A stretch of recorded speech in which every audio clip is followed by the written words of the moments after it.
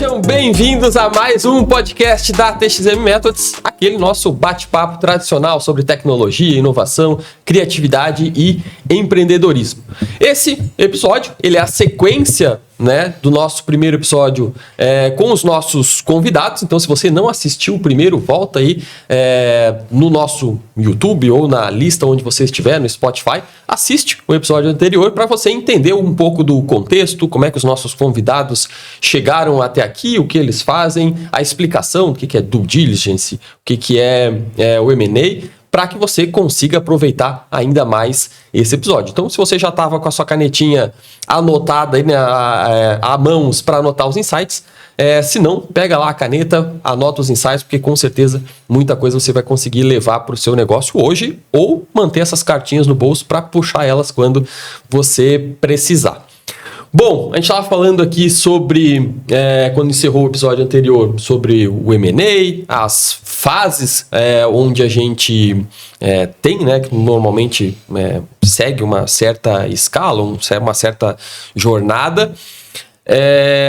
E aí, falando, né, sobre pegar os investimentos, a gente tratou, né, da EasyTax ali, que acabou sendo muito diluído. Tem um dado, né, de que, e aí vocês me corrijam se esse dado for falso ou uma fake news, não, né, a gente já corrige aqui, mas que 90% ou mais do que 90% das negociações, elas são entre uma faixa de 20 milhões a 200 milhões, né? Então, grande parte das negociações ficam dentro desse range, né? O que passa disso acaba sendo a exceção da exceção. E aí, como é que o empreendedor ele se planeja, né? Ou se tem um momento certo, ou o quanto eu posso pegar de investimento antes? Porque se eu diluir demais, chega nessa fase, o cara diz, tá, mas eu não tenho mais como vender aqui, a comprar e vender, então para mim não vai valer a pena. Então, existe um ponto ali, uma média, uma métrica, tipo, cara, aqui é um ponto de decisão, ou tu vem para cá, ou tu vai para lá, ou tu pega investimento, ou não pega. Eu só queria fazer um comentário antes disso, Patrick, antes desse momento de decisão, e eu trago isso muito para os mentorados, assim, para as empresas que a gente assessora. Antes dele pensar, mesmo em fundar a sua empresa, ele tem que pensar que sua empresa tem que estar organizada. Uhum. Então, ele tem que estar... saber que ele tem que pagar seus impostos, ele sabe que ele tem que criar um modelo de negócio que seja saudável, que possa ter pessoas boas, mas assim, que ele se organize desde o começo. Uhum. Por quê? É muito comum a pessoa se forma na faculdade ou sai da empresa e diz, bom, vou empreender. Começa a fazer algumas primeiras vendas, e agora, como é que eu emito nota fiscal? Ele não prestou atenção desde antes de que ele vai ter que emitir uma nota fiscal. Uhum. E aí ele vai perder um tempo precioso, que ele tem às vezes de entregar a qualidade para o cliente. Ele vai perder um tempo precioso de crescer o negócio, porque ele tem que parar para ver como é que a prefeitura faz para emitir uma nota fiscal. Uhum.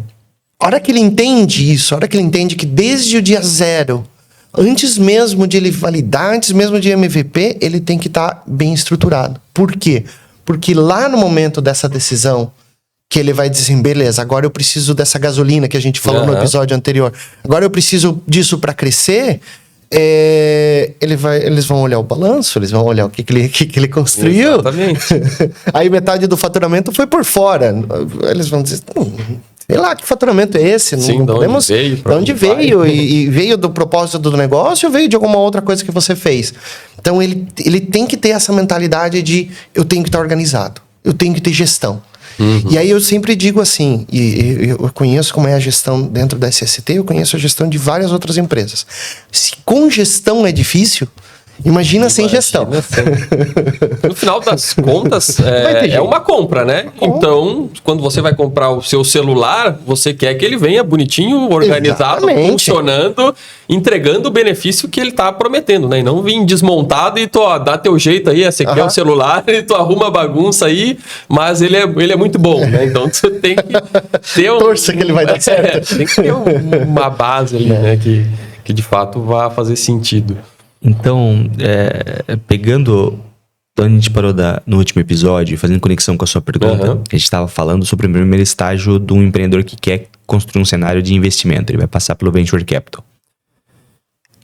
Do Venture Capital M&A, ele pode fazer uma projeção. Ou seja, ele pode fazer um M&A nessa fase, ou ele pode superar essa fase através de um fundo de private equity, ou seja, que ele vai ter um investimento mais robusto, já pensando numa saída via IPO ou uma venda para o próprio fundo no futuro. Não é muito comum no Brasil, temos poucos investimentos de private equity, mas o mercado como um todo funcionaria assim. Então, quando você fala que 90% mais ou menos dos deals é entre 20 e 200 milhões, você não está errado. Mas talvez não seja verdade absoluta. O mercado ele é cíclico, então, ou seja, vai ter momentos que transações maiores vão fazer mais sentido e vai ter momentos que não. E, de forma geral, tecnicamente falando, existe uma curva da morte da empresa de tecnologia. Que é o momento em que ela recebe um cheque mais robusto, ela vai para a capa da Veja, vai para isso, tá no Exame, Pequenos e Grandes Negócios, ela aparece em todo lugar. E as boas se provam ali, muitas vezes conseguem ter uma alavancagem muito grande de crescimento, faturamento, etc. Tal. E aí depois ela toma mais um cheque, daí ela ainda tá no gás, arregaça, cresce e tal. E aí naquele momento ela às vezes tem que tomar algumas decisões. E umas delas eu vou vender a 50, 60, 70 milhões ou 40 e vou ter uma boa liquidez. Ou de fato eu quero construir história, vou fazer 500 milhões, 600 milhões, 1 bi, vou fazer IPO, uma outra história. Naquele momento, e não estou dizendo que todos devem vender naquele momento, mas eu estou dizendo que a depender da sua tomada de decisão, é um momento que você já não está mais tão hypado, você já não está mais tão em evidência e você tem que se provar quanto negócio. Tem que parar de pé, tem que gerar EBITDA, tem que crescer com as suas próprias pernas, basicamente, porque senão você vira um capital intensivo o resto da vida. E aí você passa a contar com a economia. Você passa a contar com um momento bom se os fundos estão líquidos para fazer novos investimentos, follow-on, ou se você de fato vai ter que se virar com o caixa que você tinha, só que você acelerou muito. E acelerar muito significa o seguinte, você está queimando muito dinheiro para manter o teu nível de crescimento. Então a startup, a empresa de tecnologia, de forma geral, que tem um crescimento acelerado, qual que é a expectativa de um fundo, né? Eu faço parte de alguns comitês de investimento, é saber que o empreendedor está crescendo acelerado porque tem combustível, mas que ele está com a chave na mão. Que se ele virar a chave, ele vai reduzir alguns níveis de investimento, ele não vai mais crescer como um foguete, mas ele vai estar crescendo como um jato, ele vai estar crescendo com um avião, mas ele não vai estar caindo. Ou seja, não significa que tirar o dinheiro de investimento, de crescimento intensivo, marketing, etc., vai fazer com que ele perca muito cliente, que ele não consiga mais crescer. Essa é uma causa de morte. Então acontece muito você, tomou o primeiro cheque 2 a 5 milhões, você tem muitos fundos especialistas nesse nível no Brasil. Então você tem uma certa facilidade de captar esse nível de recurso. Então você foi para a evidência, foi para as cabeças, cresceu, etc. Você vai captar o próximo, já não tem tantos. 20, 30, 40 milhões. Aí você vai para o próximo, 100, 150 milhões de captação, 200, é menos ainda. Provavelmente você já vai estar olhando para deal internacional, buscando fundos internacionais ou alguns fundos principais no Brasil, que a estrutura, inclusive, é internacional por conta da captação de recursos lá fora, que é melhor para os fundos. Então, você tem um cenário diferente para fazer. Então, algumas escolhas movem o teu resultado. Porque se você for um cara muito incisivo em dinheiro, captou 5, cresceu pra caramba, captou 20, cresceu pra caramba, você pode não conseguir captar o 100. Não no tempo que você precisava. E aí você começa a cair. E se você começa a cair, você não tem mais aquele track record só de crescimento para sustentar. Então já não é tão fácil você fazer M&A. Por isso que tem muitas empresas que você às vezes vai dizer, poxa, aquela empresa tava em tudo, né? E agora nem se ouve falar mais. Sumiu. Às vezes ela tá tentando lutar para sobreviver porque acabou o dinheiro, ela tá lutando como pode, tá se remodelando, tá construindo um novo cenário, ou seja, ela já passou do período de evidência e ela não conseguiu romper aquela barreira, aquela película que tem ali e continuar crescendo sustentável. Ela precisava de mais dinheiro para continuar crescendo, que se parasse o dinheiro ela começava a cair. E ela não conseguiu tanto dinheiro quanto imaginava, começou a discutir já com seus investidores agora sobre valuation, que estava muito alavancado, estava muito alto. Então começa a mais ter problema do que qualidade. Então por que nas empresas de tecnologia a gente vê muito deal entre 20 e 200? Porque é nesse período. A pessoa chegou ali, levou um cheque de 5 milhões por 20%, vai valer 25 milhões. 15%, vai avaliado em 30 e poucos milhões. Aí ele recebe um outro cheque de 10 ou de 12, avaliando em 60, às vezes, uma coisa assim. Nesse momento, se ela fizer um bom trabalho, é muito provável que alguém vai, como ela está em evidência, alguém vai bater na porta dela. As grandes empresas, as empresas consolidadoras, elas possuem áreas internas de M&A, que está só olhando para a oportunidade de crescimento inorgânico. Então ela vai provavelmente bater na porta dessa plataforma, dessa empresa, e vai dizer, olha, poxa, faz sentido, vamos conversar. Então é muito comum que você tenha transações na casa de 20 a 200, porque é nesse valuation que estão as startups. É ruim, é bom? Não tem definição. Pode ser ruim de um cara que vai dizer, poxa, mas se eu ficasse mais 2 anos eu vendia por 150. Ok, mas talvez o fato de você ter vendido... Teria fôlego para chegar? Teria fôlego. E mesmo que chegasse mais 2, 3 anos, você ia vender por 150, 200, beleza, mas pô, será que esse 50 de liquidez que foi botado no bolso, foi devolvido pro mercado, fez com que você já trabalhasse agora, montasse um outro negócio que vai valer mais 200... O mundo é como ele é, então time importa. Muita gente erra e muita gente acerta por time. Só que é igual a receita de bolo, tipo, não tem um ingrediente só. Tipo, qual que é o ingrediente para dar certo? Pô, chegou o valor de 50, vende? Não sei. Tem 10 ingredientes. Olha pro teu mercado. Objetivos de vida, inclusive. Exato. Faz cenário faz um SWOT seu e da empresa. O que é fraqueza, o que é qualidade da empresa, o que é fraqueza e qualidade sua. Como é que tá a tua família? Como é que tá a tua vida? Você tá os últimos 5 anos trabalhando igual um louco. Será que não faz sentido você vender e botar, sei lá, dos 50 milhões, botar 10, 15 milhões no bolso, estabilizar a sua vida, reprogramar, entender, estudar e talvez montar um outro negócio? Não é o último da sua vida. Sim. Se a gente tá falando de uma empresa de tecnologia de crescimento acelerado, a gente tá falando de sprints de 5 a 10 anos. Não é um negócio que você está 60 anos trabalhando lá. É uma coisa que às vezes o empreendedor deixa para pensar na hora, né? Mas talvez o ideal seria você já começar a empresa. Opa, eu vou fazer essa empresa para vender. E vou vender como, o que eu quero ganhar, onde eu quero chegar. Os conceitos se é para vida, se é para reinvestir. Muitas empresas que criam e vendem a sua primeira empresa... Primeiro ele tira um tempo e ele já começa a pensar na próxima, mas ele já entendeu como é que funciona esse passo a passo. Ele diz, beleza, então a próxima que eu vou montar, eu já vou montar querendo sair em 8 anos, e ele faz a conta de trás para frente. O que eu tenho que fazer e quais equities ele tem que captar. E aí ele trata a captação de equity como uma atividade do dia a dia do negócio dele. Esse eu diria que é um dos principais skills do CEO, tá? Uma empresa de tecnologia que escolhe seguir um crescimento acelerado via investimento. Ele deve sim estar com agendas e pautas com investidores o tempo todo. Ah, mas eu captei agora. Começa a falar já do próximo. Ah, mas eu não sei se eu quero, mas começa a falar. Ah, eu tenho 18 meses de cash burn, eu tenho 18 meses ou 24 meses para gastar esse dinheiro que eu peguei aqui. Beleza. Começa a falar amanhã com as pessoas, obviamente não vai fazer um roadshow, tu não vai sair batendo já que quero milhões para próximo, mas tu vai já, olha, estamos crescendo, estamos fazendo isso. Se comunique, fale e, cara, falta, sei lá, 9 meses tem 9 meses de caixa, tem 10 meses de caixa, agora é o momento para já sentar e começar a falar. Só tenho 10 meses de caixa, estou iniciando uma nova rodada, o CEO de uma empresa de crescimento acelerado, de novo, reforço, ele tem que ter como pauta o investimento. Eu sei que ele quer olhar para o negócio, mas para ele que o negócio dele é um crescimento acelerado, ele tem que olhar para investimento caso ele queira alcançar as metas mais ousadas, chegar em valuations maiores, principalmente se ele tiver o sonho de, poxa, eu quero chegar um dia a fazer um IPO valendo 5 bi. Ele tem que ter isso como pauta, ele tem que ter isso como meta, tem que estar no dia a dia dele. Faz parte dos objetivos, né? E eu vejo que às vezes alguns empreendedores, né? Eles, poxa, não vou vender agora porque o juros está muito alto, então quando os juros baixar, talvez multiplique um pouco as cifras, mas esses dias eu estava vendo um cálculo nesse sentido, né? Poxa, mas tu vender agora, botar esse valor na poupança, se tu esperar até X anos para baixar os juros, né? Num mercado brasileiro que os juros baixam lá no binóculo, né?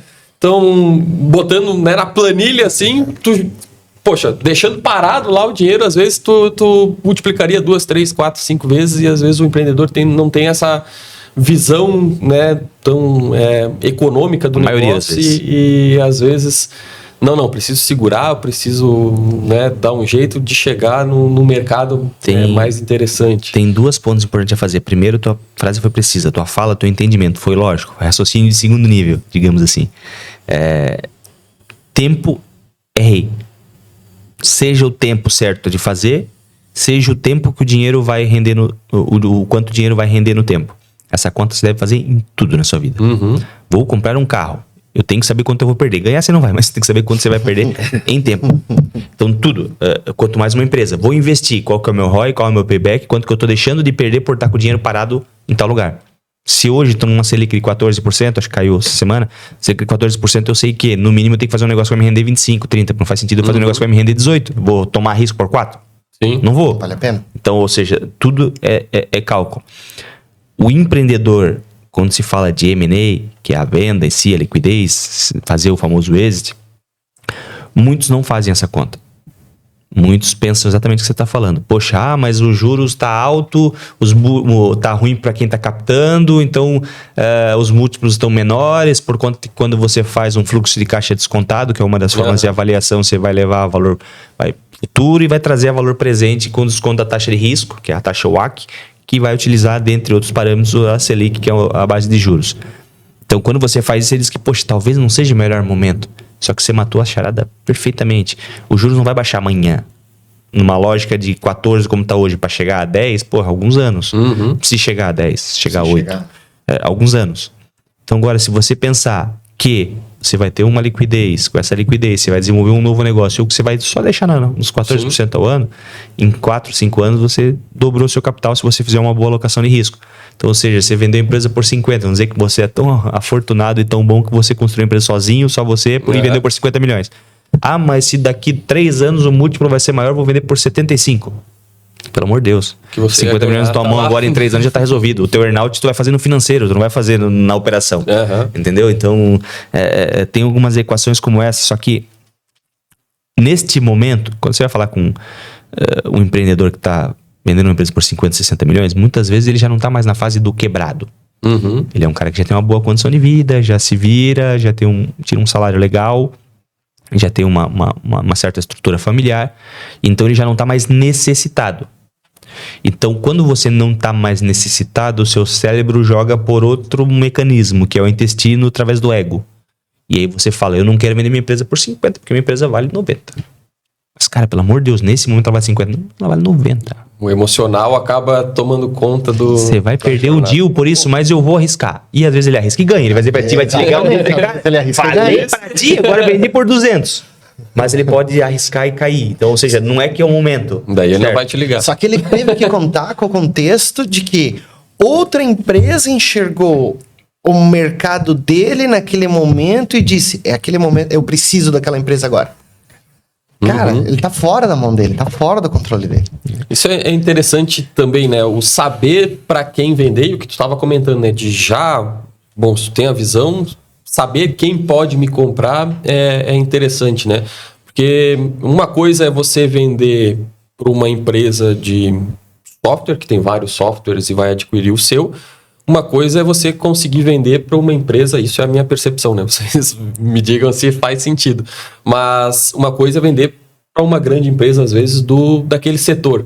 Então, bom, se eu estou vendendo software, beleza, é um software e ok. Se eu estou vendendo para o setor, toda aquela bagagem de pessoas que eu tenho, os meus clientes, eles são um ativo também para a empresa desse setor e que talvez vender para a empresa do setor talvez faça mais sentido e ganhe mais e seja mais valor do que vender para o software que ele está vendo só a carcaça do meu negócio, né? Não em todo o potencial. Então, como vocês veem isso? Faz sentido, né? Como é que vocês orientam esse acompanhamento, né? Essa jornada, né? De, poxa, vou vender para quem eu vou vender? Quais são as oportunidades? Tipicamente, o escritório de advocacia, ele já, quando ele é acionado, esse deal já está mais ou menos engatilhado. Já está acontecendo alguma coisa, ou está se preparando para assinar um MOU. Está em um momento que já acontece.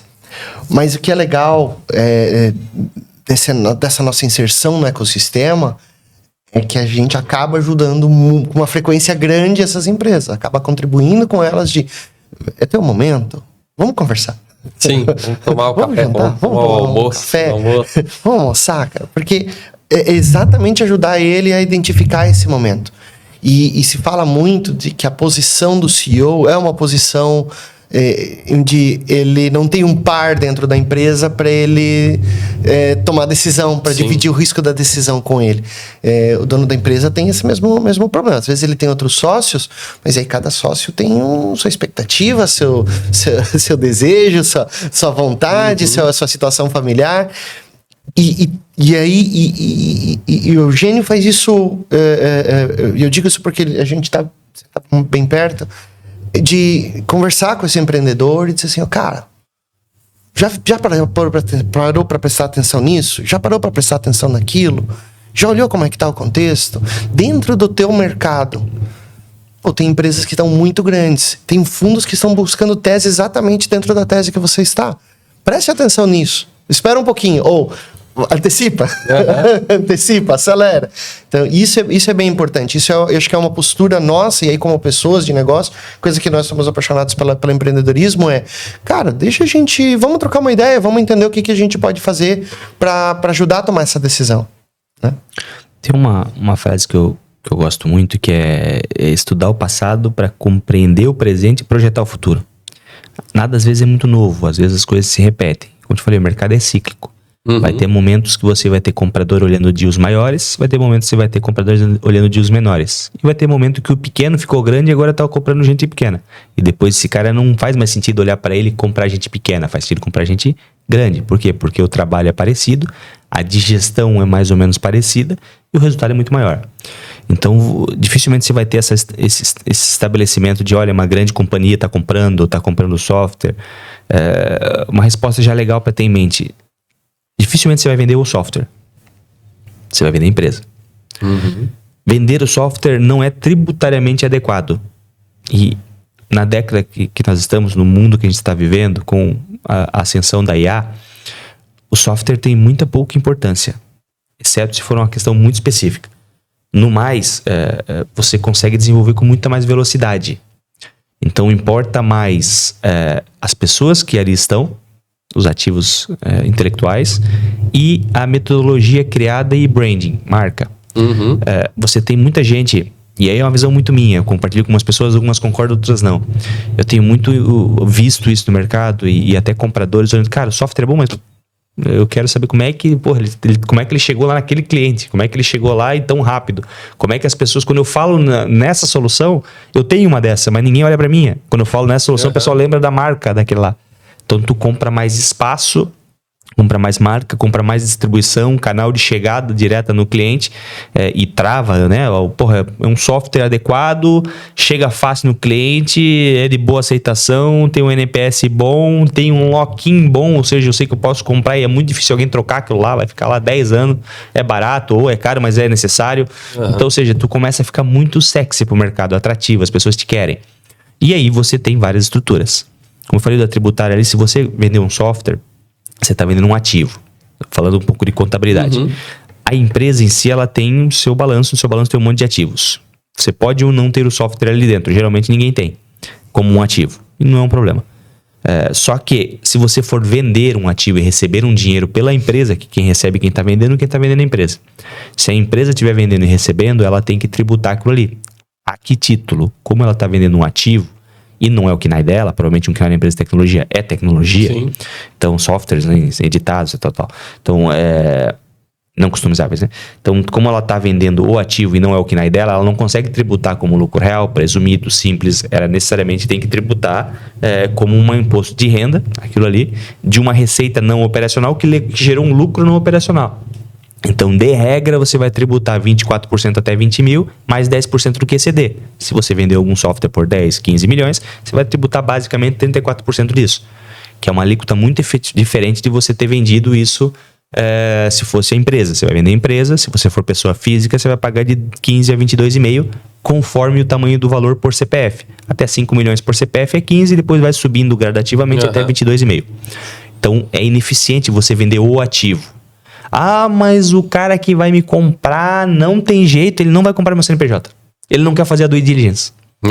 Ele não quer, ele acha que se ele não comprar o meu CNPJ, ele está livre dos problemas. Não tá. A legislação brasileira trata muito firme da sucessão empresarial. Uma vez que a tua empresa se esvaziou e outra pessoa comprou e se beneficiou do teu ativo, ela responde pelo teu passivo. Ponto 1.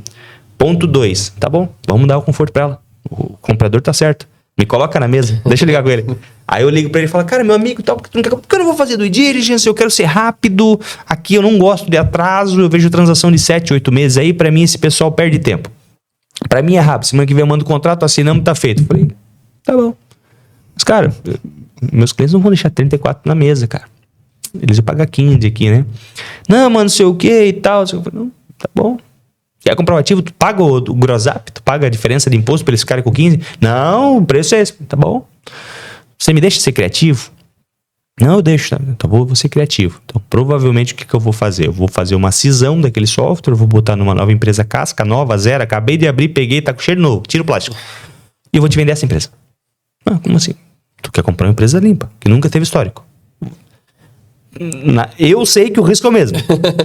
Se ele comprar o software, é uma empresa. Mas ele talvez vai olhar que é uma empresa limpa.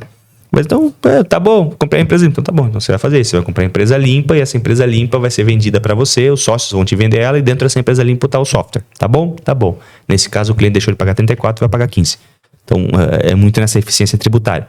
Então, não tem muito esse negócio de software.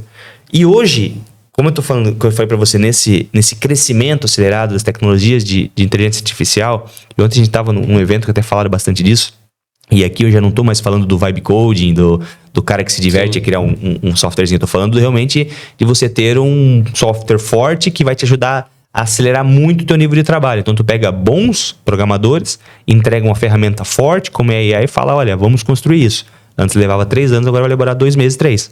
Então, ou seja, não é mais tão impressionante quando você chegar e falar, cara, o software deles perdão, a palavra é foda.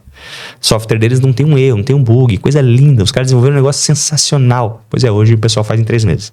Uhum. Então hoje faz muito mais sentido você olhar pro time, se tem as pessoas que sabem fazer em 3 meses, do que o produto pronto. É muito mais legal tu olhar pro time e saber se o empreendedor que tá lá, que hoje em dia, a gente pode falar um pouquinho disso também sobre earnout, né? O empreendedor que tá lá, ele pode ficar na operação e te virar um puto executivo aqui dentro da tua operação, então é importante você trazer esse cara. Ou você pode olhar, pô, eles estão em vários clientes que você ia demorar 3 anos pra entrar. Às vezes tu vai comprar uma empresa que é voltada a B2B e por alguma razão o cara virou queridinho no mercado e, pô, tem Tupi, Embraco, tem, sei lá, as empresas grandes, tudo são cliente dele. Pô, que puta oportunidade de eu entrar e fazer um cross-selling, fazer upsell. Eu já tô lá dentro. Sim. Eu já passei a fase ruim, já passei o compliance, já passei tudo. Agora eu só basicamente tenho que empurrar a venda. Então, ou seja, tu vira na estratégia diferente de aquisição. Então, e aí tu fica oscilando entre 20, 30, 40, 50, o momento certo, no momento, se vende o software, vende a empresa. Mas a grande verdade tem que existir, em algum momento, uma conexão de interesse. E as duas partes têm que sair felizes por isso. O comprador ele vai ter uma visão, o vendedor outro. O comprador vai ter um preço, o vendedor outro. Mas nenhum do outro pode achar que um perdeu, o outro ganhou. Vou te dar um exemplo bastante claro também, que a gente usa muito lá dentro do escritório. E a gente usa quando a gente excede o jurídico, como eu falei pra você, né? Eu já tive algumas discussões de comprador e vendedor, definição de preço. Eu quero 50, eu quero 20. Quero 30, eu pago 35. Discussão curta. Discussão grande, acabou. Pô, eu quero 50, mas vale 150. Acabou, obrigado. Não tem como. Não tem como negociar. Não, eu vou te pagar 50, mas eu acho que vale 65. 15. Tá bom. Como é que resolve isso? Tem algumas formas. Uma delas é você conhecendo o comprador e o comprador sendo uma pessoa adequada. O que eu digo adequada? Ele toma as decisões com tudo que está na mesa. Ele não toma a decisão só com metade da informação. A outra forma é você fazendo via earnout.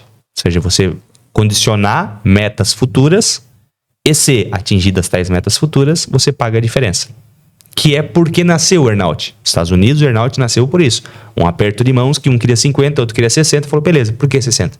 Não, porque a minha empresa está num crescimento acelerado e eu vou entregar isso nos próximos 3 anos. Fechou? Aperta a minha mão. Se entregar isso aqui, eu te pago mais 10, que era 50, 60. Se você não entregar, eu não te pago, tá bom? Tá bom. Isso é earnout. Estados Unidos era possível utilizar. No Brasil, tropicamos, hoje é necessário utilizar. Todo mundo está fazendo earnout. Faz uma aquisição, é difícil a aquisição que você faz.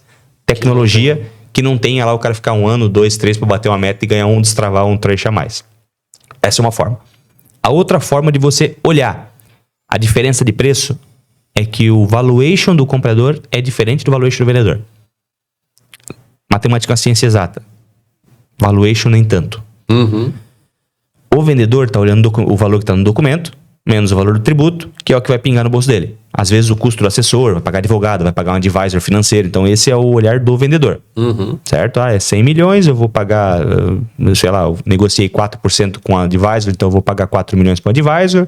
Negociei um valor bem pequenininho com o advogado, meu Deus, é um coitado, cara, ganha bem pouquinho. Meu Deus, chega a dar uma dor no coração. É a parte mais barata do deal, mas é quem dá sustentação e segurança para toda a operação. É a que mais trabalha, mas Aí, ó. o mundo é como é.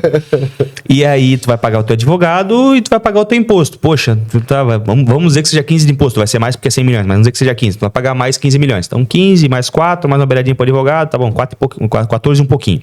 Foi o que tu perdeu ali de dinheiro sem deixar o líquido. O resto caiu no teu bolso, tu vai fazer o que tu bem entender. Conta do vendedor. Conta do comprador. Vou pagar 100 milhões. Certo. O que eu vou ganhar de sinergia nessa operação? Ó, em 5 anos a gente vai ter uma sinergia de tanto. O que é sinergia? Poxa, eu preciso ter o mesmo back-office? Não. Eu preciso ter os mesmos fornecedores, 2, 3 RP? Não. Preciso ter 2 auditorias diferentes? Não. Preciso ter um monte de coisa que eu não preciso ter, que eu vou reformular e vou trazer para o meu cenário. Ponto 1. Então eu tenho uma sinergia. Então, dos 100 milhões que eu paguei, vamos dizer, suportar que essa empresa tinha um lucro de 10 milhões de reais. E que eu paguei 10 vezes lucro. Não é esse o cálculo, mas vai ficar mais fácil. Então, se ela tinha um lucro de 10 milhões de reais, eu paguei 10 vezes lucro, eu preciso de 10 anos para repagar. Então, beleza.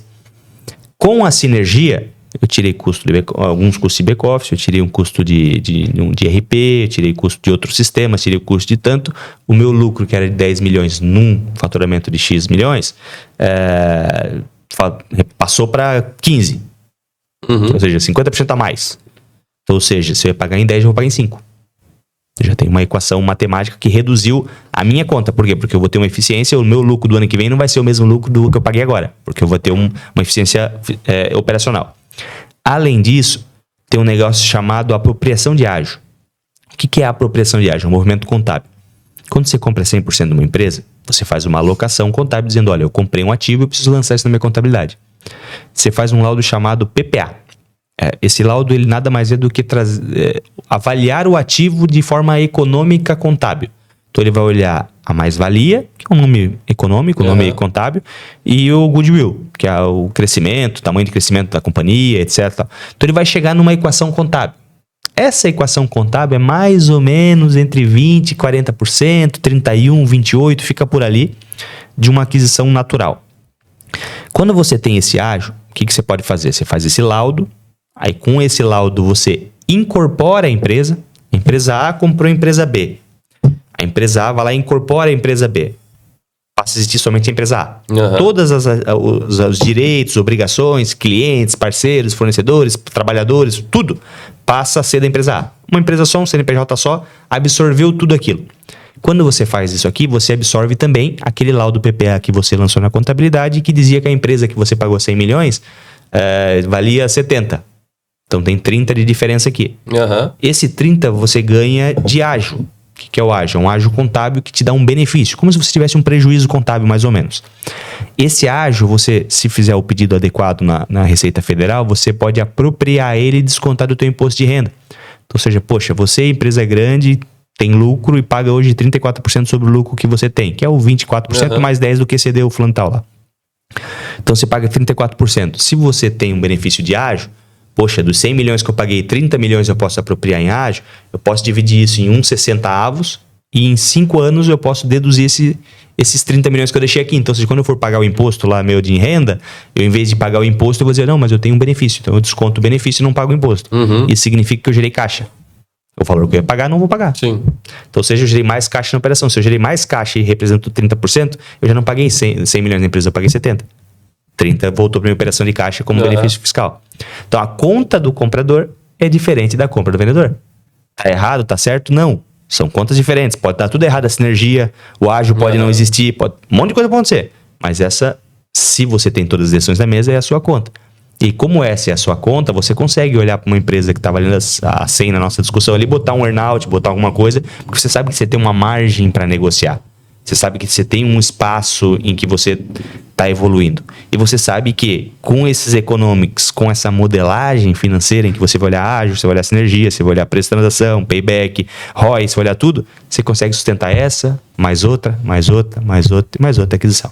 Por isso que a gente tem alguns compradores no Brasil vorazes que compram algumas transações no ano, muitos são clientes nossos, que nos dão o maior prazer de deixar participar e aprender com eles esses movimentos. Então, ou seja, ele vai usar a caixa para comprar a empresa. Por quê? Porque ele vai trazer EBITDA para dentro, ele vai trazer dinheiro, ele vai gerar mais dinheiro para comprar mais empresas. E isso vai fazer com que as coisas aumentem.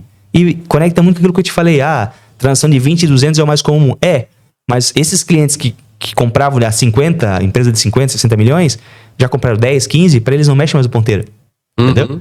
Fazer uma transação de 50 vai aumentar um pouquinho o EBITDA. Pô, tô faturando 1,5 bi, tô com EBITDA de 300 milhões, 400 milhões. Eu vou comprar uma empresa que tem 3 milhões de EBITDA, 5? Não vai mexer em nada. Então o que eu vou fazer? Vou fazer transações maiores. Por isso que eu falei que o mercado é cíclico. Vou dar um exemplo para vocês, não que seja limitador, mas a Senior Sistemas, cliente nosso, compra 3, 4, 5 operações no ano, uma equipe sensacional, uma máquina de aquisição, mas os caras estão faturando 1 bilhão e lá vai cacetada, os caras estão com EBITDA gigante, e hoje talvez já não faça mais sentido comprar empresa de 10, de 15, de 20 milhões, de 30, como eles compravam com muita recorrência. Talvez faça sentido olhar agora para empresas maiores. A gente acabou de anunciar a compra da Salud, 300 lá vai cacetada de milhões, com um earnout que pode chegar em quase o dobro disso. Então, ou seja, entendeu? Faz mais sentido. Por quê? Porque agora eu já tenho um processo organizado, eu vou ter que digerir de qualquer forma, se é um pequeno, se é um grande, eu vou ter que trazer para dentro, ajustar a cultura, ajustar a equipe, ajustar salário, ajustar tudo. Por que eu não faço na grande?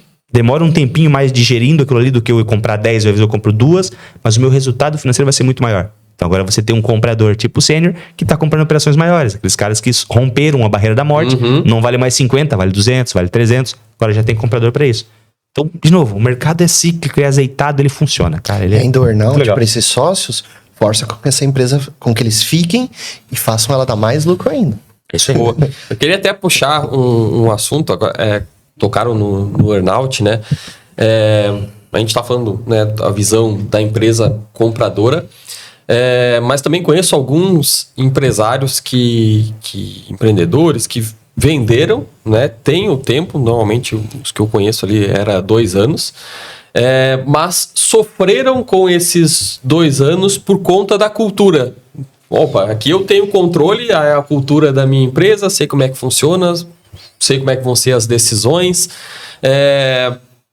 Quando pensa assim na venda, né? Opa, vamos vender, vamos negociar, é dinheiro, opa, vendeu. Aí 2 anos ali você tem, né, muda um pouco da gerência, da cultura. Às vezes vem uma cultura de mudar totalmente, cima para baixo, outra né? Empresa. Uma outra. E teve alguns que, cara, vou pagar a multa aqui, vou sair porque eu não aguento mais esse negócio. Então, beleza, não vou ganhar X dinheiro, não quero, né? Outros que sofreram ali, cara, vou ficar só para bater aqui, porque é um valor, às vezes, como tu falou, às vezes, poxa, é a outra metade do negócio, né? Já tá contando. Enfim. Não, mas imagina o cenário, imagina esse empreendedor, que ele era dono da empresa, que ele precisava ir para São Paulo, ele marcava o avião, pegava e ia para São Paulo. Aí agora ele faz parte de uma estrutura muito maior, que para ele ir para São Paulo, ele tem que abrir um sistema, tem que fazer a solicitação da viagem, tem que esperar aprovar. São Paulo, agora tem que ir 2 vezes por semana. Então ele muda os procedimentos e é cultural para ele também.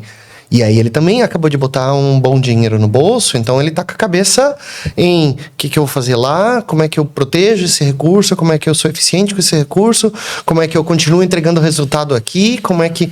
É uma posição bem difícil. É uma posição, inclusive, até falei com o professor Salomão sobre isso, que a gente quer fazer um evento aqui em Florianópolis, em Joinville, para realmente juntar esses empreendedores que venderam suas empresas, para eles conversarem entre eles. Quem sabe eles montam mais um monte de empresa aí. Mas assim, ó, pelo menos para ter com quem dizer, pô, aconteceu isso comigo, o que tu fez? Eu fiz uma coisa melhor, eu tentei modificar o meu cenário fazendo isso. Porque é legal esses empreendedores que venderam suas empresas trocarem ideias. E querendo ou não, todos eles têm um propósito muito nobre. Eles contrataram um monte de gente, geraram um monte de imposto. Então, assim, por que não trazer esses caras e deixar eles... Joga um pãozinho e deixa eles salvarem o mundo, sabe? Tem até um pouco do próprio emocional, né? Porque muitas Também. vezes aquela marca que foi comprada, às vezes, no outro dia morreu. É o filho, Sumiu, né? Existe algum jeito de se precaver? É esse acompanhamento? Tem algum jeito de conhecer a cultura e saber como é que vai funcionar ou não? A gente vai descobrir depois. Isso é uma dica que fica para quem vai buscar investidor e para quem vai buscar comprador. Faça a sua autoavaliação também. Muita gente, claro, obviamente vai ao mercado e aceita o primeiro cheque vir porque está precisando. Que não é o melhor cenário de ir pro mercado. Então, se você não está precisando, avalie o outro lado também. Entenda a cultura do lado, veja como funciona. Eu já participei de algumas transações em que eu tomei o conhecimento de que, de fato, o vendedor tinha propostas maiores na mesa. Mas, culturalmente, ele não queria que a marca que ele construiu fosse herdado por alguém diferente do quem ele estava negociando. Ou seja, poxa, eu tinha uma puta proposta de um fundo de private equity, puxa, do caramba, 20 milhões a mais. Eu vendia 20 milhões a menos para uma empresa que eu admiro. Que é meu concorrente, mas que eu admiro, que eu sei como vão tocar, como é que vai cuidar das pessoas. É difícil, né? Total. Porque assim, o dinheiro ele é importante. Mas ele chega um momento que ele não faz mais tanta diferença. Obviamente tô falando aqui de boca cheia, mas tem muita gente que ter 2 milhões a mais, ter 3 milhões a mais é menos importante do que olhar para a empresa que ele construiu e dizer que tá todo mundo bem, olhar pros executivos dele e dizer que tá todo mundo bem, olhar para as pessoas que ele contratou, que trabalham 20, 10 anos com isso, que tá todo mundo bem. Então não mexe muita coisa. Então, tem um influenciador que ele fala muito sobre isso, né? Dizer, se você estiver no deserto com muita, muita sede e alguém te aparecer com um copo d'água, você paga quanto for. Quanto for, não importa o preço. Mas depois do primeiro, segundo, terceiro, quarto, quinto copo, sexto, eu não faz, mas... Sim. Quer mais um copo? Não, tô cheio. Agora eu quero suco. Não, mais um copo. Eu quero uma cervejinha agora. Não quero, obrigado. Então, ou seja, quando você já tem um número grande, 2 ou 3 milhões a mais, e muitas vezes quando alguém vai vender uma empresa 100, 200 milhões, de novo, eu já falei, ele já tá bem de vida. Então, às vezes ele já tem um apartamento que ele queria, ele já tem o carro que ele queria, ele já tem a vida que ele queria. Ele vai botar o dinheiro no banco, talvez fazer outras coisas, aumentar o padrão de vida, tudo bem. Mas se ele vai aumentar o padrão de vida, se ele vai ganhar mais 15 ou se ele vai ganhar mais 17, não vai mudar muita coisa. Então, eles conseguem parar e tomar essa decisão de entender, poxa, e aí? Para quem que eu vendo? E pior do que para quem eu vendo, e entrando mais ainda na tua pergunta, quando depois de vendido tem 2 grandes sensações. A primeira é essa cultural. Eu estou acostumado a construir e tomar decisão. E agora eu tenho que respeitar decisões. Então isso é bem difícil para o empreendedor. Principalmente porque o empreendedor ele tende a ser o irresignado. Ele tende a ser o cara que nunca jamais seria empregado por muitos anos. Porque ele vai trabalhar, aprender e ele vai abrir o dele. Ou porque ele acha que ele é o rei do certo da razão. Tem muitos que são assim, eu tenho que tocar. Ou porque de fato ele só tem que construir algo. E esse empreendedor, quando ele tem que bater um earnout, quando tem que ficar, ele tem um desafio muito grande. Porque ele acertou... Para chegar ali, muitas vezes ele acertou mais do que errou. Então ele tem a percepção de que ele é um super-herói, às vezes. Que ele fala, cara, eu sou bom, do meu negócio eu entendo. Só que tem muitas narrativas e percepções. Às vezes o outro lado tem uma visão diferente que você não tem. Ou às vezes o teu negócio, que é uma das unidades ali, pode ser menos utilizado do que os outros. Por quê? Porque às vezes o teu negócio deixa menos margem. Ou às vezes o teu negócio tem menos potencial de crescimento, só que era importante. Imagina você participar de uma reunião de conselho em que o CEO da operação toda vai olhar para você, que é um head da unidade de negócio, e dizer, olha, o teu negócio a gente vai dar como de graça, já vi isso acontecer, tá? A gente vai dar de graça o teu negócio porque a gente vai vender 2 produtos junto, unido. O teu vai de graça. Ou o teu vai ter menos importância, porque esse aqui a margem é muito boa. Agora tu imagina o cara que desenhou toda a estrutura, uma rede, um país e tal, ele diz assim, o meu vai de graça. Tipo, tinha um SaaS lá que era R$150 por mês, já era barato, mas não, vai de graça. Não, vai de graça. Brinde? Vai de brinde, vai de brinde, porque essa aqui, a margem é 60%, a tua margem é 15%. Então, para mim aumentar o teu preço para chegar nessa margem vai ficar muito caro e eu não tenho mercado para isso. Então é mais fácil eu te dar de brinde e ganhar outro. Porque eu sou comprador, eu tenho várias opções de produto. Então isso dói, isso machuca. E isso muito provavelmente, a maioria das vezes, vai gerar numa saída, num rompimento, num pagamento de multa, ou numa negociação, ou num batimento do earnout. Algo nesse sentido. E tem uma outra dor que pouca gente fala, mas que é terrível de tocar. Que é a dor do CEO que perdeu a cadeira. A dor do empreendedor, do sócio que perdeu a cadeira. Você vende uma operação ao qual você estava 5, 10, 15 anos full time, se dedicando, vivendo, você era aquela cara. Principalmente o CEO, porque ele era a empresa. As pessoas falavam na empresa, lembram dele. E aí, de repente, ele acabou o earnout, ou ele vendeu e não tem mais volta, seja o que for, e ele acorda no outro dia, na segunda-feira, e fala, e agora? Eu vou viajar, tá bom? 1 mês, 2 viajando, volta. E agora? Vou correr? Vou correr. 1, 2, 3, 4. E agora? E aí tu começa a pensar, misturar o e agora com o eu sou inútil. Eu não tô produzindo nada. Eu não tô fazendo nada. Aí tu abre o Instagram, tu vê lá o cara que trabalhava contigo lá fazendo uma feira, não sei onde. Aí tu abre não sei o que, tem um podcast que você era acostumado a fazer, que você não tá fazendo. Cara, isso entra numa pira. De novo, lá no escritório, o escritório tem um pouco mais de 150 transações, eu participei de 83 transações, transacionou um pouco mais de 10 bi de real. Então, a gente viu bastante coisa. Alguns desses nossos clientes tiveram que buscar tratamento psicológico para tentar se ajudar. E eu, particularmente, já fiz algumas conexões. Nossos clientes acabam virando nossos amigos e tendo um relacionamento fora da empresa. Eu já fiz algumas conexões de trazer a pessoa que já superou essa fase para conversar com a pessoa que está entrando nessa fase. E dizer, cara... Quase um grupo... mas é Meu nome é fulano e eu vendi a minha empresa. É isso, cara. Pô, fiquei milionário. Entendeu? E tem um dessas pessoas que é talvez a melhor pessoa que Deus botou na minha vida, eu digo assim, de amigos, né? Minha família, minha esposa, mas de amigo, porque, cara, eu divido a vida com esse cara. E ele passou por isso. E veio uma outra pessoa que é da nossa rede de relacionamento, que já tinha passado por isso, basicamente deu um tapa na cara dele. Falou, cara, tá reclamando do quê, porra? Tu tá com não sei quantos milhões na conta? Tu venceu o game, tu ganhou o Mario World, cara. Sim. Tu ganhou o vilão. Tu tá reclamando do quê? Olha que vida linda, olha pra fora, cara, olha o sol. Olha, tu morreu? Não, então vai fazer outra coisa, cara. Escolhe outra fita fazer outra coisa, não fica em casa chorando que, agora eu sou um inútil. Cara, mudou. Que o dinheiro pro empreendedor não é o que resolve o problema. Não é. 1 milhão a mais não muda, entendeu? Tipo assim, essa pessoa, quando ela vendeu, ela já tava muito bem, ela já tava morando frente ao mar, já tava tudo bem. Entrou mais X milhão na conta, múltiplos lá. Tá bom, legal. Mudou alguma coisa? Não. Só que agora é segunda-feira, eu não tenho que pegar o avião, ir pra São Paulo, resolver umas bicas, tudo. Eu não tenho nada pra fazer, a cabeça pira. Então tem esses 2 desafios, cara, do cara que vende. Ele tem que sobreviver a essa dor e se reconstruir, montar uma unidade e tal. Por isso que muitos são perfis construtores, ou seja, ele terminou um, já monta outro.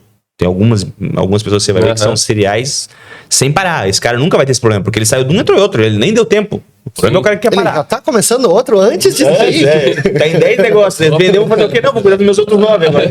Então já tem esse cara. E tem o cara que, de novo, entrou, ficou na operação, ficou como executivo, mas não aguenta. Não aguenta por questão cultural, não aguenta por uma outra série de questões. Alguns deles aguentam, se equalizam. Tem um exemplo bem legal também, de um outro cliente nosso, que faz algumas aquisições bem grandes. E aí, uma dessas aquisições, ou algumas, né? O pessoal fica por earnout, claro. Mas além do earnout, tem algumas pessoas que se destacam. São aqueles talentos mesmo. Você fala, cara, que cara sensacional, inteligente. E o cara gosta tanto do propósito, que o cara se une ao propósito. E vira diretor. Da nova empresa, né? Da nova empresa, da comprada. E vira um diretor, etc. Tal. Aí tu fala, pô, tem um diretor ali, esse diretor é foda. Cara, esse cara ganhou muito dinheiro. Muito dinheiro. Tem um cliente meu, eu posso falar porque é tudo publicamente. Brasil Tech Par, eles compraram uma empresa chamada Altigenet, e a Altigenet tinha um cara chamado Gilmar. Esse cara era o cara que tocava lá a Altigenet, e o Gilmar hoje é diretor da Brasil Tech Par. Diretor de expansão, de novos negócios, comercial, sei lá, da Brasil Tech Par. Diretor lá, diretor estatutário, firme, representa a empresa, representa o projeto, representa tudo. Mas se vocês derem um Google por quanto que eles venderam a empresa, mais de 700 milhões de reais. Fala, o cara desse precisa receber ordem? Ele tá lá porque ele tá no propósito. Ele tá lá porque ele acredita e porque ele dá pra desenvolver algo muito maior. E é um cara que gosta. Ele gosta de fazer aquilo ali, ele gosta de construir. E agora, antes ele tinha uma empresa de 700, agora tá numa empresa de 6, 7 bi. Então, o propósito é outro, perdão a palavra, o tesão é outro, mas ele tá lá. Só que são poucos que conseguem ter esse espírito. Você olhar pra conta, olhar 50 milhões na conta e falar, cara, vou acordar e vou lá trabalhar, lá, receber ordem. Bota a mochilinha. É isso. A gente tá caminhando aqui pro fim, mas conectado, né? Agora a gente viu o lado do empreendedor, mas existe o lado da empresa compradora, né? Existe uma dor muito grande, porque muitas vezes a empresa, como tu falou, é aquela pessoa, né? Ou aquela dupla de pessoas, e quando essas pessoas saem, parece que a empresa perdeu a alma, não funciona mais, ou a cultura. Como é que para o comprador, né? O olhar do comprador, ele consegue gerenciar isso, né? Ele precisa já pensar no início, cara, esses dois aqui esses três são tão fortes e representativos que de repente não vale a pena comprar, porque se eles saírem, o castelinho cai. Como é que funciona essa parte? Vamos lá. Vou dividir em uma parte técnica e outra real, em 3 partes. Parte 1. Tem empresa que é tão colacionada ao seu sócio que o valor dela é reduzido. Tem. Tá? Eu não comprei uma empresa de marketing do Pablo Marçal. Sim. Ele é a cara. Se ele sair, ferrou. Então, tem empresas que são a cara. Tá? Uhum. Tem empresas que a cara alavanca o negócio. G4 Educação. Tem cara, o Thales, o Alfredo e o Sim. Nardon, mas tem operação. Fatura milhões e milhões e milhões e tem uma operação, um time comercial que toca. Não é a cara deles, não é eles que tocam. Então, ou seja, uma coisa ajuda, outra piora. Adib, João Adib da CIMED. Uhum. A cara melhora a operação. Não comprei a CIMED porque vai sair o Adib? Não tem nada a ver. Mas ele é a cara da operação. Então, isso é uma coisa. Agora, outra coisa é você ser colacionado. Como que acontece? Primeira aquisição. Comprador novo, imediato, primeira aquisição. Ele vai ensaiar, é aquele cara, deixa que eu chuto, sabe? A bola vem e ele fica... Mas ele não chuta. Porque ele vai ter esses cagaços. Vai dizer, cara, mas se saiu o CEO, tão ferrado. Não sei como é que te fazer. Não, bota um earnout grande aí. Bota um earnout de 5 anos aí, cara. O cara não sai daqui, não. E daí vamos fazer ele se apaixonar, ele vai ficar, vou trazer ele de diretor. Empresa que tem uma estrutura adequada, um perfil maior, já fez algumas aquisições. Ele vai olhar e falar, ninguém é substituível. Então vai olhar pro CEO da operação que tá comprando e vai dizer, cara, se amanhã eu não performar, eu saio. Ninguém é substituível. Vamos trazer os caras. Tem um plano de entrada, meio e fim. Tem um plano que, se eles quiserem ficar, vão ser muito bem tratados, vão ser coisas, mas se eles não quiserem ficar, a gente tem que substituir. A gente tem como resolver. A gente tem como tocar. A gente tem que entender da operação. Uhum. Por isso que o cara vai dizer, poxa, cada negócio é negócio, né? Vou entrar num novo modelo de negócio que não é igual ao meu, mas eu acho que seria bom complementar. Vou ter um desafio diferente. Agora, eu vou entrar num modelo de negócio que eu já conheço, já é o meu. Poxa, eu vou comprar um produto que eu já tenho, mas para substituir o meu e eu vou trazer aquele talento maravilhoso. Os caras vão ficar 2, 3 anos comigo, mas em 2, 3 anos eu faço integração, eu boto o time, para quem que eu vou jogar lá dentro. Isso vai virar uma unidade de negócio que vai responder para um time que eu já tenho. Ou seja, já tem o processo. É muito mais cômodo. Então, se você está na primeira aquisição, você vai dar muito mais importância para isso. Uhum. Se você está numa trilha de aquisições que você tem já uma certa experiência, não é um grande desafio. Obviamente, chega uma empresa que é muito colacionada ao dono, não vai nem entrar na trilha, tu não vai chegar na fase de atirar. Mas se não é tão colacionada, ou se é uma empresa convencional, mas as pessoas são boas, a tentativa é óbvio de reter o talento, mas se não for possível reter o talento pelas questões que a gente falou aqui, a vida continua, organiza uma sucessão, organiza novas pessoas para tocar. Geralmente já tem, como eu falei, se é para mesmo nicho, o gestor da unidade de negócio que toca aquele nicho, ele já sabe que aquela pica é dele. Uhum. Ele tem que resolver, tocar, controlar, organizar, fazer a migração, e ele vai responder para o CEO pelo resultado daquela unidade de negócio. Então ele que se vire para fazer a migração. E aí por diante. Maravilha. Então é isso. A gente tem uma finalização, um bate-bola, uma brincadeira aqui para finalizar, que a gente utiliza, né, o nome daqui da nossa metodologia, o TXM. E aí, no T, que seria o pensar, cada um de vocês, um livro, um pensamento, uma frase que vocês carregam assim no dia a dia. Uhum. Um livro, um pensamento, uma frase. Se já tiver na cabeça, também pode responder primeiro. Vai lá, eu tô pensando aqui ainda. Vou ter que pensar. Tem um livro que eu gosto muito, que é o do Jordan. Todo mundo conhece ele porque ele teve o filme dele. Cara, como é o nome do filme? Foi o Leonardo DiCaprio, que ele começa a crescer com um fundo de investimento de Nova York. E claro, ele entra em algumas operações ilegais e dá tudo errado, naturalmente. Uhum. Ele vai preso, ele sai durante a prisão, e durante o tempo de prisão ele escreve Jordan Belfort. E o livro dele é de vendas. E claro que no livro dele ele conta as aventuras dele, que são divertidas, Sim. né? Tirando essa proporção. Mas ele começa a martelar na proporção da venda. Como é que a venda tem que ser? Como é que a venda tem que ser estruturada? E o cara ele montou o que ele montou, ele foi um gênio do mal, mas se você extrai aquilo que foi bom e que ele hoje, fora de negócios ilícitos, ele continua usando, ele ensina muito bem a conduzir o processo de uma venda.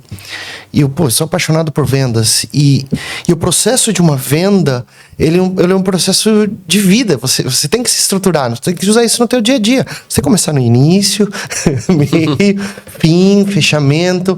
E ele não deixar que as coisas voem soltas. Ele traz isso muito dentro do livro dele, que é um pouco até do pensamento que eu gosto. Uhum. Que não vá pra lua.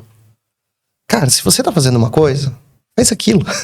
Faz bem feito. Se você tá numa discussão de uma venda, não é no meio da venda que você vai começar, de repente, devagar sobre um assunto totalmente diferente.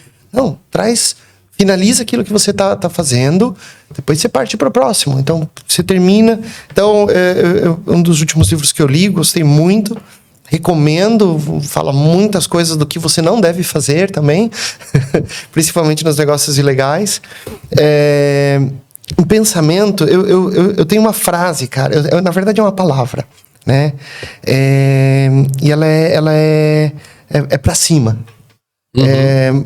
E por que ela é legal? Porque ela te tira da zona de conforto e ela te faz tomar uma atitude. Ela te faz fazer alguma coisa. Você nunca pode ficar parado. Uhum. E aí junta com você não ficar parado e você não ir pra lua, ela te coloca você tem que fazer alguma coisa na direção certa. O ângulo então, correto. Juntei pensamento, juntei livro, juntei ideia. Boa. Cara, vamos lá, um livro e um pensamento. Pode ser ou um livro ou um pensamento, mas se quiser juntar os dois também já tá misturar valendo. os dois. Eu sou uma pessoa muito interpessoal, eu gosto muito de pessoas. E eu acho que a minha vida, carreira e tudo, ela teve muitos bons benefícios de ter facilidade em comunicação. Então, acho que um livro que eu gosto muito e é super clichê, tu vai encontrar em qualquer canto, é justamente aquele livro do Como Fazer Amigo e... Influenciar pessoas. Influenciar Pessoas. Do Dale. Dale Carnegie. Dale Carnegie. Carnegie. É um livro bobinho, tal, etc. Mas ele passa um conhecimento milenar de como entender, como ler as pessoas, como escutar às vezes mais do que falar, entender o que as pessoas estão falando, não só do ponto de vista de fala, mas gestual e outras coisas. Então acho que essa é uma dica que eu queria deixar. E uma frase que eu gosto muito é que o esforço, né, na verdade, o esforço bem empregado, ele no longo prazo vence o talento. Então, em alguns momentos da minha vida eu não era bom em algumas coisas, ainda não sou bom em algumas, mas eu sabia que se eu me dedicasse muito, eu poderia estar igual ou pelo menos próximo de quem tem o talento, de quem... E a fala é uma delas. Eu já tive mais problema com fala, mais trava com fala, mas eu tentei me esforçar, aprender, me colocar em palestra, me colocar em um monte de coisa, que de alguma forma hoje eu fico mais confortável para conversar, para falar, para me expor. E isso me trouxe boas questões. Tenho talento? Não. Algumas pessoas têm talento. Meu pai tem talento. Meu pai, se der um microfone, ele dá uma palestra agora. Qualquer tema que você falar, mas é um talento. Veio dele, não veio de mim. Sim. Mas eu sei que se eu te esforçar mais, se eu me comprometer mais, eu talvez fique até melhor que ele. Então, isso eu tento aplicar em tudo na vida. Boa. Depois a gente tem o X, que é a experiência. Uma experiência que vocês vivenciaram e que vocês acham que de fato fez a diferença, ou que vocês indicam para outras pessoas. Agora eu vou deixar para ti primeiro, cara. Experiência, cara. Pode ser uma viagem, pode ser uma coisa dentro do escritório que tenha acontecido. Certa vez eu tive numa transação em que era um casal de gente mais velha. Os vendedores eram familiar. A gente assinou o contrato, descemos do prédio, a assinatura foi física. E aí, enquanto eu estava feliz por ter concluído a missão, eu vi uma lágrima descer no olho do mais velho, do cara da mesa. E eu falei que tinha acontecido alguma coisa e tal, e ele falou, não, mas é que eu não preciso de mais dinheiro para viver. Só que eu construí um legado. E eu não conseguia mais tocar e não tinha quem tocasse por mim. Então eu estou vendendo para que o meu legado continue, não porque eu preciso de dinheiro.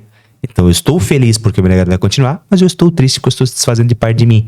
E ali, de novo, é uma experiência que me colocou na terra e falou, cara, Dorme dinheiro não com serve essa. pra nada. Dinheiro não serve pra porra nenhuma. Então, acho que essa é uma experiência bem legal que me fez refletir e pensar bastante. Boa. Eu tava de férias com a minha esposa, a gente foi pro Uruguai. E tem um azeite de oliva que a gente gostava muito e a gente foi no lugar onde fabricava esse azeite de oliva.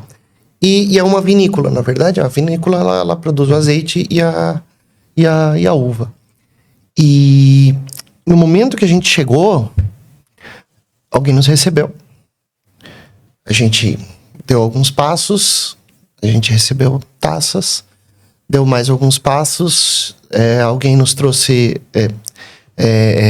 uma coisa para degustar. Depois a gente já estava fazendo degustando os vinhos. Depois a gente foi dali para uma outra sala. A gente percorreu um caminho, sempre com pessoas ao nosso lado, em que todo aquele percurso, tudo aquilo que estava acontecendo com a gente, alguém parou e pensou ele minuto a minuto. Planejou. Cara, e quando você tá assim, isso me marcou e eu gosto de agir assim. Então, quando a gente vai fazer alguma coisa, eu gosto pô, nós temos que pensar, pô, a pessoa vai vir uma visita aqui. Vai ter café, vai ter a cadeira tá boa, o espaço tá adequado. Então, essa questão de ser proposital, de você se sentir e também passei a ser. Mas tudo que acontece é proposital. Você tá numa jornada, alguém planejou aquilo pra você. Cara, você se sente valorizado num nível que é muito legal. E quando você faz isso pra alguém e essa pessoa sente aquilo, ela pode não perceber, mas em algum lugar lá no fundo, ela vai dizer, pô, foi legal aquilo. Foi legal aquela experiência. Pô, me passei. Foi uma transação, imagina. O cara... eu vou emendar com mais uma. Eu fiz cirurgia nos olhos. E quando eu fiz a cirurgia, cada momento dela, ela é uma cirurgia que tu fica bem tenso, né? Sim. Tá mexendo no teu olho. E cada momento dela, o médico tava me falando assim, ó, David, agora você vai sentir essa agonia. Você vai ter essa sensação. Você vai sentir um cheiro. Você vai ver uma luz. Agora você vai ver minha mão. Agora fica tranquilo que tá assim. Como ele me falava o que estava acontecendo antes, mesmo que era uma coisa difícil, eu estava tranquilo, porque eu sabia que ele estava sabendo o que ele estava fazendo. E quando terminou, cara, se alguém me pergunta, tu faria a cirurgia de novo? Claro, eu faria de novo, foi muito tranquilo. Foi super bem conduzida, né? E pô, eu tava mexendo no meu olho, cara. Entendeu? Ele era proposital. E tudo quando você faz na sua vida, tem início, meio e fim, você é proposital, você pensa em todos os momentos daquilo que você tá fazendo, cara, fica muito mais fácil a experiência que você proporciona. Boa. Uma temática interessante, né? Terminei agora o meu doutorado na área de CX, que é a experiência Aí, do cliente. Então, é isso, né? Eu sempre falo, cara, a experiência ela vai acontecer. Se tu planejar, a chance dela acontecer do jeito que tu imaginou é maior. Se tu não planejar, ok, pode ser que Pode ser que dê certo. Mas você reduz muito as chances de qualquer coisa. Exatamente. Imagina um deal. Cara, tudo pode dar errado. Um monte de egos, um monte de gente que de repente pode levantar a mão e dizer assim, ó, não concordo. Agora, se você tem alguém que tá te levando, tá te conduzindo, tá fazendo aquela cirurgia segundo a segundo, você fica mais tranquilo? Você não tem uma chance dela dar um sucesso maior? Eu acho que o user experience é muito voltado nisso. Fez todo sentido. E para finalizar, a gente tem o M, que seria a gestão, manage, né? É uma ferramenta, um modelo, um processo que vocês ou utilizam ou admiram. Comunicação. Ponto. Para mim, comunicação é tudo no momento de gestão. Desde as partes boas, as ruins, feedbacks são importantes, construtivos, saber para onde vamos, o que vamos. Das micro-relações até as Total. macro. A comunicação, para mim, é o segredo da vida. É um dos grandes gargalos de quase todas as empresas, né? As pessoas não se falam, mas para mim a comunicação é um dos pontos mais importantes dentro de uma empresa. Você não consegue medir, você não consegue gerenciar, e se você não se comunicar, você nem mede, nem gerencia, não faz nada. Então, comunicação para mim acho que é a ferramenta. Excelente. Cara, a indústria automotiva, ela é muito agressiva. Ela vem com a questão tem que produzir num custo muito baixo. Você tem que produzir uma coisa muito boa, muito segura, porque ela pode dar muito problema. E você tem que conseguir vender aquele produto. Então, lá atrás, eles formalizaram e estruturaram o que eles chamam de PDCA, que é Plan, Do, Check and Act. Se você for olhar milhares de metodologias que surgem por aí com outros tipos de nomes, ela só está reformatando o PDCA, cara. Você planeja, você testa, você implanta e você mede. Aí a hora que você mediu, opa, pode ser melhor, né? Volta. Você começa a planejar. Então você está sempre aqui. E aí quando você fala de planejamento estratégico, SWOT, fez um SWOT, o que você vai fazer logo depois do SWOT? Você vai pegar uma das ações e vai dizer assim, isso aqui nós temos que ser melhor. Vamos fazer um PDCA. E o oposto do PDCA, ele é bem interessante, porque o oposto do PDCA é o quê? É ver e agir. E se fala muito em ver e agir. Cara, eu vi o negócio, tá errado, vamos tomar uma medida. Não, cara, pera. Olha bem para ver se a solução que você vai propor naquilo ali, claro, se for uma coisa pequena, resolve, vai lá e pronto. Mas se a solução não for planejada, você vai gerar um problema para ti lá na frente. Para de gerar problemas para o futuro. Somos muito bons em gerar problemas para o futuro. Cara, planeja um pouco mais. E eu acho que isso é uma das coisas que eu trago muito, assim. Pô, vamos montar vamos fazer um novo software. Tá bom, cara, planeja ele bem. Tenta. Discute ele antes de você começar a botar a mão na massa. Eu vou empreender, que eu sei que na TXM temos muitos empreendedores. Tá, senta um pouquinho, gasta mais um pouco de tempo planejando. Mas eu já tô cansado de planejar. Tá bom, então age um pouquinho, mas testa pequeno. Daí volta, traz o aprendizado pro planejamento. Aí surgem uns caras que são brilhantes, que fazem isso tudo num estralar de olhos. Mas na cabeça... pode ser rápido, mas na cabeça dele ele planejou, ele testou, ele validou. Você tem que fazer também. Só planejar não dá. Não, tem o do, né? Tem algumas pessoas que planejam pra caramba. Estão com o IPO no papel, mas não abre o CNPJ, né? Por isso que ele é um ciclo completo, né? É isso aí. Excelente. Bom, a gente falou aqui, né, durante a nossa jornada sobre cultura, sobre propósito, né? Dentro da TXM, a gente disse que o nosso propósito é mudar o mundo de baixo para cima por meio do empreendedorismo, da inovação, dos negócios, né? Legal. E a gente gosta de sempre que a gente tem os nossos convidados aqui no podcast e presentear os nossos convidados com o copinho. Olha só que legal o nome, cara. Com o nosso propósito, porque são pessoas que de fato estão ajudando a mudar o mundo de baixo para cima. Olha só, então, com o nome 10. Muito legal. Personalizado. Obrigado. Vocês fazem a diferença. Palavra predileta da pessoa é seu nome, né? Tá aí, ó. Pô, muito legal. Com certeza que eu vou usar. Legal. Maravilha. Bom, agradecer a presença de vocês. Eu acho que foram 2 episódios bem aproveitados. E se 3, 4, 5 a gente também fazia, né? Porque conteúdo tem. Para você que está assistindo, acho que a mensagem é clara, né? Se você pensa em vender, ou mesmo que você não pense em vender, o momento de começar a pensar é agora. Na verdade, era ontem, mas já que ontem não dá mais para começar, então é agora, né? Então, vocês podem entrar em contato com o David, com o Eugênio, eles vão ajudar em toda essa jornada, né? Como foi falado, né? O momento, às vezes, a jornada acaba sendo muito mais tranquila se o planejamento é feito, né? Se o contato é feito anteriormente para exatamente dizer, né? Isso vai acontecer, observa aqui, observa lá, do que, poxa, vou vender agora, só ver se o contrato aqui tá bom ou não tá, né? Aí o risco acaba sendo muito maior, a jornada, a experiência acaba... Você tem que conviver com o que tem, né? Exatamente, vai jogar com o regulamento que tem ali e acaba que às vezes não é o melhor cenário, né? O ajuste acaba não podendo ser feito.